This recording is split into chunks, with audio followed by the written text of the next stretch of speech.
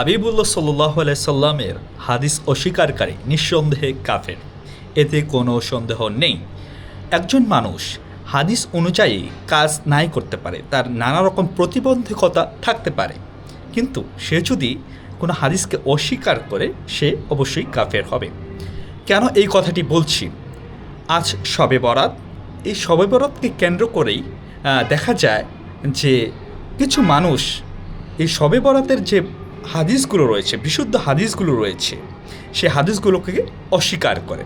এই শবে বরাত এই শব্দটি একটি ফার্সি শব্দ। এই শব্দটি সরাসরি হাদিস অনুযায়ী নয়, এই হাদিসে এই শব্দটি নেই। কি আছে? লাইলাতুন নিফসি মিন শাবান হিসেবে আছে, কিন্তু এইটাকেও কী করে মানুষ অস্বীকার করে।